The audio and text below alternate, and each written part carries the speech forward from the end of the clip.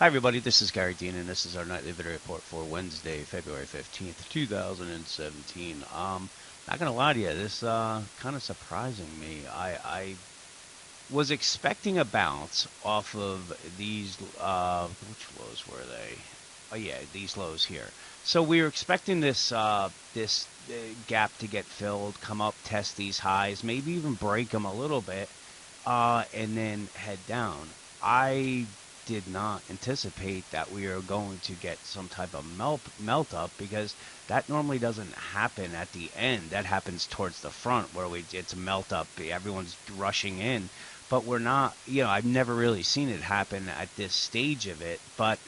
We're still waiting for this wave five. The structure's still there. I After the type of move that we have had, I just don't. I don't think it's going to be a V bottom. So what will probably happen is we're going to come down, test some moving averages or support, and then come back up and test this again. So it's really just prolonging things, which sucks because, like I said, I didn't see this coming. I was expecting a bounce, and then for this to kind of fall apart right around here, and we've just seen just a complete melt up. It's a panic buying that's going on right now, and whether you're panic buying or panic selling, you usually end up on the wrong side a lot sooner than you thought you were going to be. So that's pretty much it on that part of it. Really, what the Bears are going to have to do is push through the 2300 to 2288 area. That's going to be where we know things are really starting to fall apart.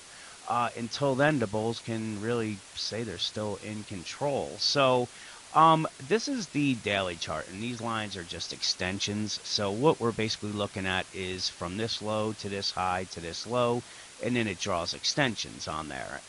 The other one is from this low to this high to this low, and again, it just draws your extensions. So, if we look at it, I mean, really, this is the only way I can, try to figure out maybe where a target would be. So we have the 2365, not that far away. We also have 2374, which is there. So if it continues higher, these are going to be the next targets. Pretty, overbought still. We have the bearish divergences, so maybe, if they do push higher, that's it. If they come down again, I would anticipate to find some buyers coming in somewhere around this 2300, and then we come back up and test the highs again. Taking a look at the weekly chart, this is just a massive bearish rising wedge, and this is from the 2009 lows. We had bearish divergences going here. This move has pretty much wiped them out. So what it's telling us is this is probably just a wave five of a wave three, because when we come down, which, like I said, the wave four typically comes down to the previous wave fours, which is at near that 1803 area. And if it did come down there, what will happen is the oscillator will start coming down, and then when we make new highs, that's where we get the bearish divergences again. On the Okay, I just showed you the daily chart. I'm going to show you the. This is just the 5 minute. I don't need to show you that. This is on the 15 minute. Um, Again, we can see support 2131 right here. If they lose that, then we're probably coming down to the 2319, 2309. Really, this is going to be the area that the Bears are going to need to break through for panic. But until then, keep an eye on the. Let's say the first clue is going to be a break of the 2331. If you see them lose that, we're probably going to get a quick move down to the 2319, 2309. So this is the first task for the Bears, is to get it through there. Actually, the first task is to get it from stop moving up 10 points a day plus.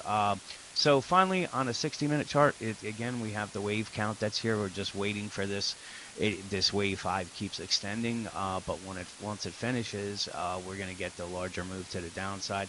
I know it sounds like a broken record, but typically this is what happens at tops. Is you sit there and you have your game plan in place, and then they make everybody doubt it, and then once everybody doesn't believe the market's going to go down is when we get a big move to the downside. So It's doing exactly what it's supposed to be doing. It's a frustrating part of it as far as watching it, not participating. But in any case, once this completes, everybody's going to be rushing for the exits at once, and you don't want to be caught on the long side up here. So, with that, enjoy the rest of your night, and I'll talk to you guys tomorrow.